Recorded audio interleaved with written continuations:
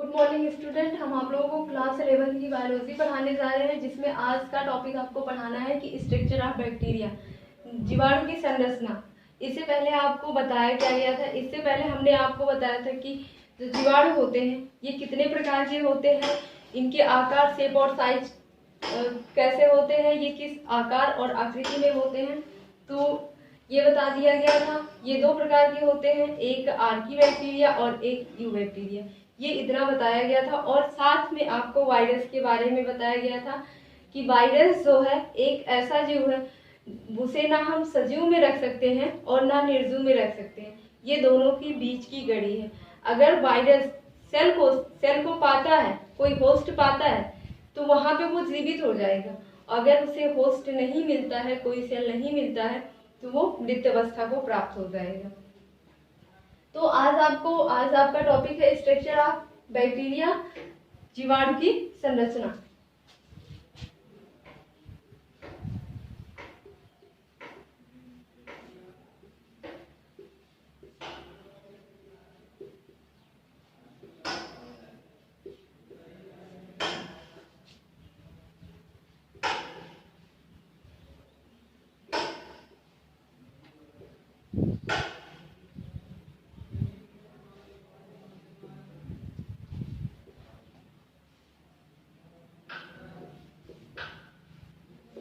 Structure of bacteria ये आपको पढ़ना है।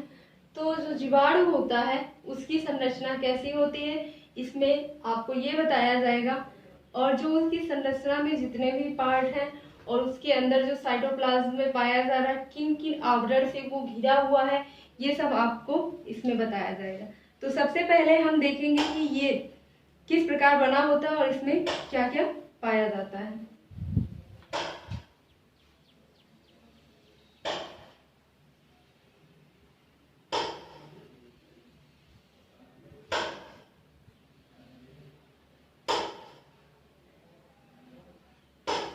जीवाणु जो होता है उसके तीन पार्ट्स पाए जाते हैं, तीन लेयर्स पाई जाती हैं। पहला होता है कैप्सूल,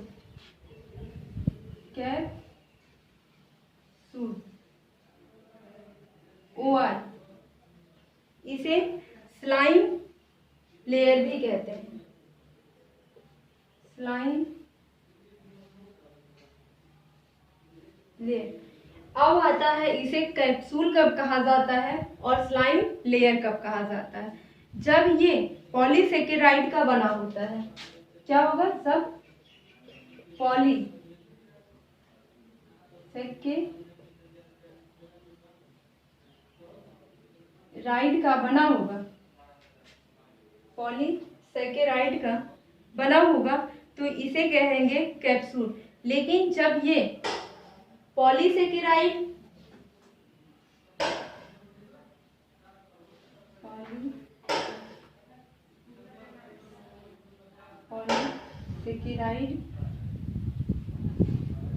प्लस पॉलीपेप्टाइड का बना होगा, पॉलीपेप्टाइड का बना होता है,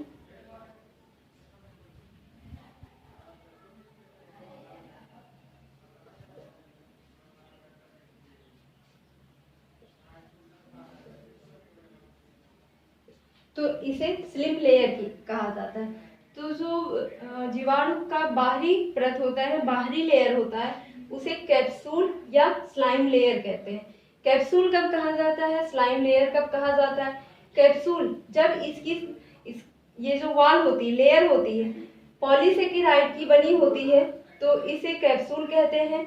और जब पॉलीसेकेराइड और पॉलीपेप्टाइड का बना होता है, तो इसे स्लिम लेयर कहा जाता है। फिर इसके बाद इसकी दूसरी लेयर आती है। पहले आप तीसरी लेयर बनाएंगे, फिर इसके बाद आप दूसरी लेयर बनाएंगे।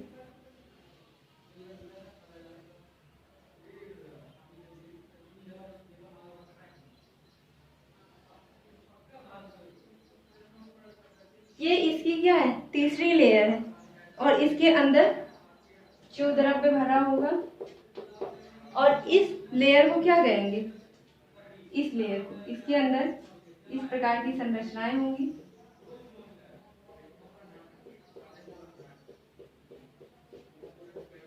और इसी संरचना से जुड़ा मीसोसोम होगा।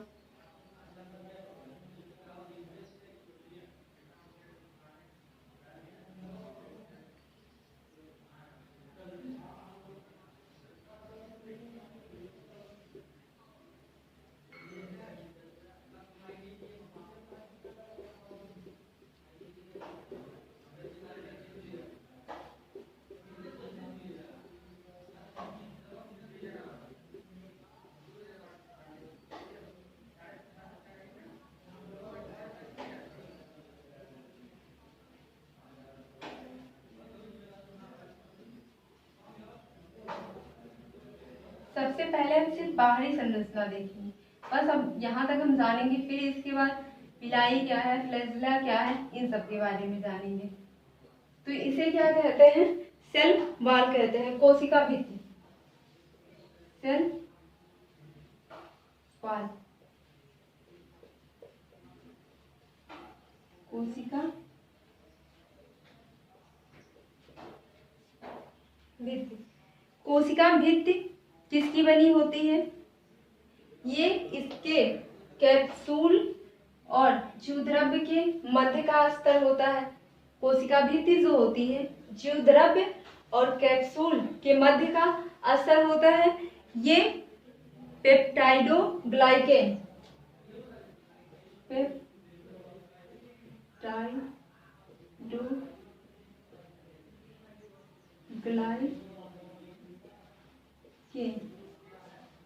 ये पेप्टाइडोग्लाइकेन प्लस फास्फोलिपिड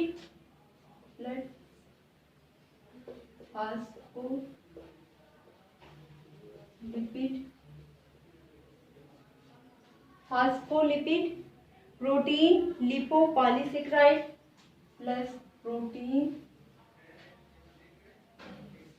लिपोपॉलीसेकेराइड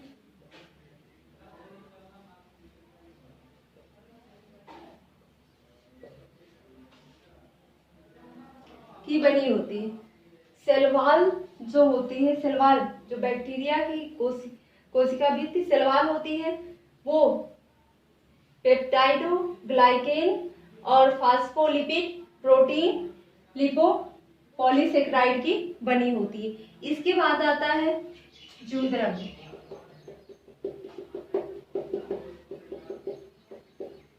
तो जीवद्रव्य के अंदर क्या भरा होता है? डीएनए भरा होता है। इसमें केंद्रक कला नहीं पाई जाती, इसमें डीएनए भरा होता है।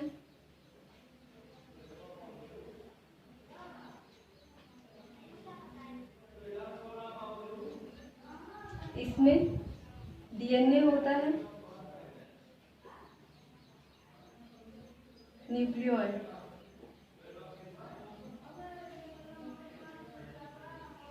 और इसके ऊपर पिलाई और फिब्री बने होते हैं।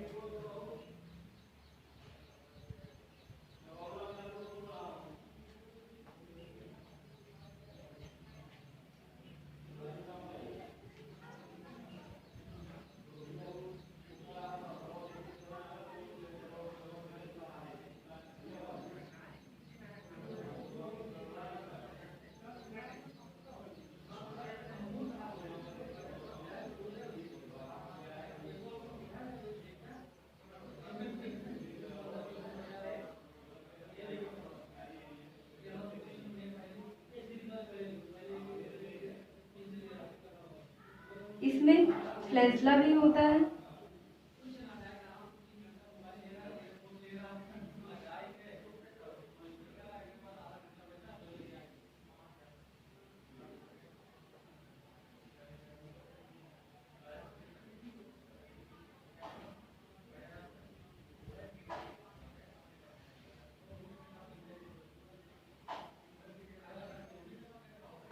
अलग अलग बुक में अलग अलग फिगर दिया है। तो इसमें फ्लैजेला भी होता है।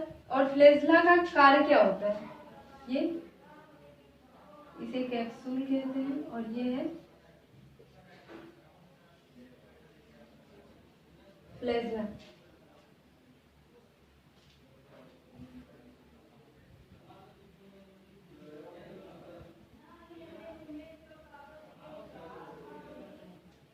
फ्लैजला कहेंगे या फ्लैजलम भी कह सकते हैं।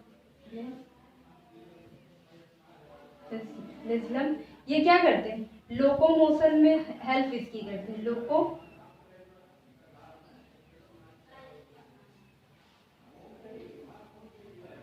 मोशन में इसकी सहायता करते हैं। जो फ्लैजला होता है, जो ये जीवाणु होगा, इसी के कारण ये गति कर सकता है, एक स्थान से दूसरे स्थान तक जा सकता है।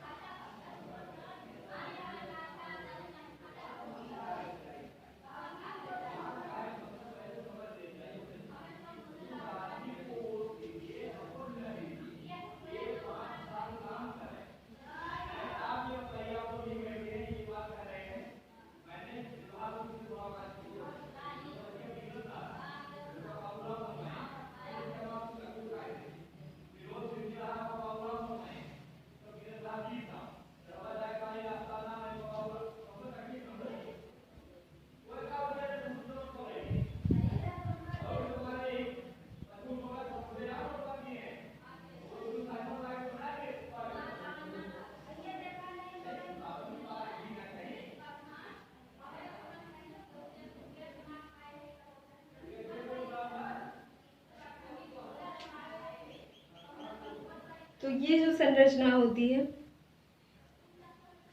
इसे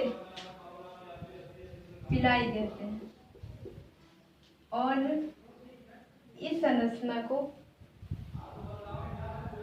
फिम्बरी कहते हैं, फिम्बरी। तो पिलाई का क्या कार्य होता है और फिम्बरी का क्या कार्य होता है। फिम्बरी जो होती है,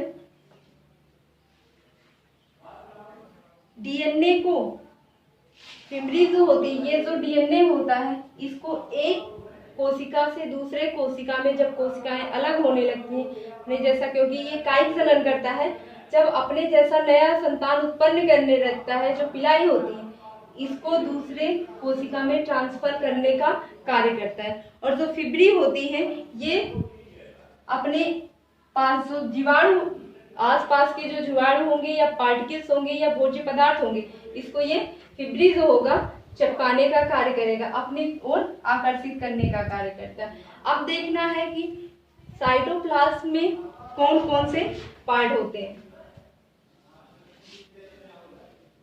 इसमें आरएनए होगा,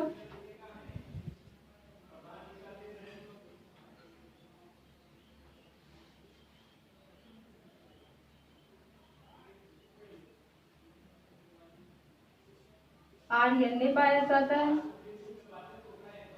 70S प्रकार का, आरएनए पाया जाता है 70S प्रकार का, और प्लाज्मिड पाया जाता है किस प्रकार का, सर्कुलर।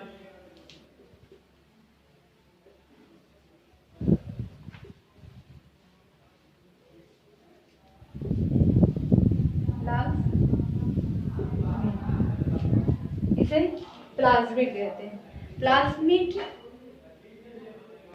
डीएनए के केंद्रक में केंद्रगात नहीं पाया जाता है।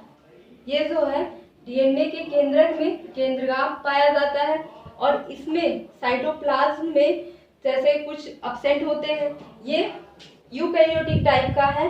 इसमें जो कोशिकाएं होती हैं यूकैरियोटिक होती हैं, तो ये क्या करेगा, इसमें माइटोकॉन्ड्रिया, गोल्गी बॉडी, इंडोप्लाज्मिक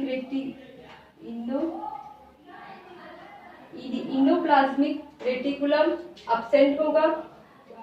ऐसे कई कोशिकांग जो होते हैं इसमें एब्सेंट होंगे, लवक भी एब्सेंट होगा, लेकिन प्लास्टी जो होता है उसमें लवक पाया जाता है। जो ब्लू ग्रीन एल्गी होता है उसमें कुछ लवक की मात्रा पाई जाती है। और इसमें ये जो होते हैं, इसमें जो कोशिकांग पाए जा रहे हैं, कोशिका के अंदर जो अंग पाए जा रहे हैं, वो डबल मेम्ब्रेन युक्त नहीं होंगे, वो द्वि कोशिकांग युक्त नहीं होंगे, ये सिंगल कोशिकांग होंगे। इसके ऊपर आवरण नहीं पाया जाता। आपने प्रोकैरियोटिक में देखा होगा कि एक न्यूक्लियस में ये पाया जाता था, जो डीएनए है वो क्रोमोसोम्स के ऊपर पाया जाता था, न्यूक्लियस, और यहाँ पे क्या है, ये बिखरा हुआ पाया जा रहा है। और सर्कुलर डीएनए भी पाया जा रहा है, जिसे आप प्लाज्मिड कह सकते हैं, और सेल वॉल। तो इतने पार्ट्स होते हैं, पाए जाते हैं। तो ये जीवाणु की संरचना है। तो एक बार हम फिर से देख लेते हैं जीवाणु की संरचना जो होती है किस प्रकार बनी होती है। तो जीवाणु जो होता है उसके बाहरी भाग, जो ऊपरी लेयर होता है, उसे कैप्सूल कहते हैं या स्लिम लेयर कहते हैं। और ये जो होता है पॉलीसेकेराइड, कब इसे कैप्सूल कहेंगे, कब इसे स्लिम लेयर कहेंगे। जब ये पॉलीसेकेराइड का बना होगा तो इसे हम कैप्सूल कहेंगे, और जब ये पॉलीसेकेराइड पॉलीपेप्टाइड का बना होगा, जब ये दो से मिलकर बना होगा, पॉलीसेकेराइड और पॉलीपेप्टाइड से, तो इसे हम स्लिम लेयर कहते हैं। और दूसरी लेयर इसकी क्या आती है, सेल वॉल आती है, कोशिका भित्ति आती है।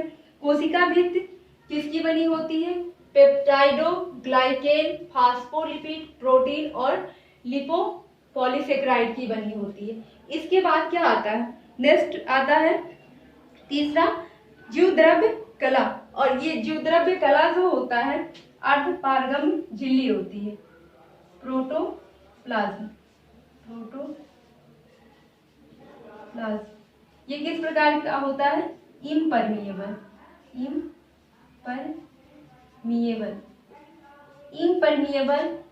अर्थात कह रहा है ये कि अर्धपारगम में झिल्ली होती है। अर्धपारगम में झिल्ली का मतलब होता है कि ये जो इसके अंदर, जो जीव द्रव्य के अंदर भरते हैं, पार्ट जो जीव द्रव्य के अंदर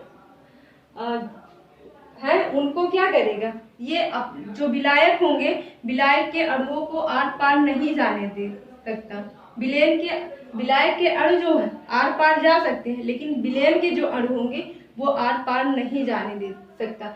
जिसको ये अपने मन से कहेगा, जैसे सिलेक्टिव है, कहता है कि अपने मन से जाओ, अपने मन से ना जाओ। आप अपने कमरे में रह रहे हैं, किसी को कह दे कि हम इनको नहीं आने देंगे, आपका कमरा है, तो इस प्रकार ये अर्धपारगम में होता है। इसको जो इम्परमिएबल होता है, ये विलयन को अपने पास आने देता है, लेकिन जो विलयन के कण होते हैं उनको अपने पास जाने नहीं देता है। जिसमें विलायक के अणु, इसमें जो विलायक के अणु होंगे जो निष्क्रिय होंगे उनको आर पार जाने देता, और जो निष्क्रिय नहीं होंगे उनको आर पार नहीं जाने देगा, विलयन के अणुओं को आर पार नहीं जाने देगा। इसके बाद सेल वॉल के बाद आती है इसके कैप्सूल के ऊपर पिलाई और फिम्ब्रिन पाए जा रहे हैं। पिलाई का कार्य क्या है और फिम्ब्रिन का कार्य क्या है। पिलाई जो होती है, जब कोशिका विभाजन होने लगती है, जब ये नई कोशिकाओं का निर्माण करने लगती है, तो क्या करता है, इसके जो डीएनए के अणु हैं इसको दूसरी कोशिका में ले जाने का कार्य करता है। और फाइब्रिन जो होता है, इसके आसपास जो जीवाणु होते हैं, भोज्य पदार्थ होते हैं, उनको चिपकाने का कार्य करता है। और अब देखते हैं साइटोप्लाज्म के अंदर क्या क्या पाया जा रहा है। डीएनए पाया जा रहा है जो न्यूक्लियोइड है, प्लाज्मिड पाया जा रहा है और मीसोसोम्स पाया जा रहा है।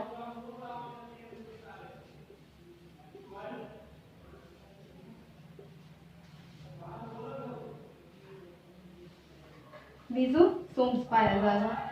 तो देखेंगे मीसोसोम्स का कार्य क्या होता है। मीसोसोम जो होता है श्वसन का कार्य करता है। जीवाणुओं में श्वसन का कार्य मीसोसोम के द्वारा होता है। लेकिन जो ये यूकैरियोटिक है, तो सभी यूकैरियोटिक में श्वसन का कार्य मीसोसोम के द्वारा होगा। और जो प्रोकैरियोटिक होते हैं उनमें किसके द्वारा होता है, माइटोकॉन्ड्रिया के द्वारा श्वसन होता है। तो कभी कभी प्रश्न में ये पूछा जाता है प्रोकैरियोटिक और यूकैरियोटिक में कौन से ऐसे कोशिकांग है जिनका कार्य एक प्रकार का ही है। तो मीसोसोम जो होता है उसका कार्य श्वसन करना है और माइटोकॉन्ड्रिया का कार्य भी श्वसन करना है। ये दोनों क्या करते हैं, जीवाणु के शरीर में ये मीसोसोम्स हेल्प करता है जो प्रोकैरियोटिक होते हैं, और यूकैरियोटिक जीवों में माइटोकॉन्ड्रिया का कार्य होता है श्वसन करना। तो इसमें आरएनए किस प्रकार के पाए जा रहे हैं, इसमें आरएनए 70 प्रकार के 70 प्रकार के पाए जाते हैं। और यह बस इसका इतना ही कार्य है। जीवाणु के जो स्ट्रक्चर में होता है इतने पार्ट्स होते हैं, आपको बताया गया बारी बारी किसका क्या कार्य होता है। तो अब जीवाणु की संरचना के बाद आपको बताना है, संरचना के बाद आता है पोषण। ये किस प्रकार के पोषण करते हैं।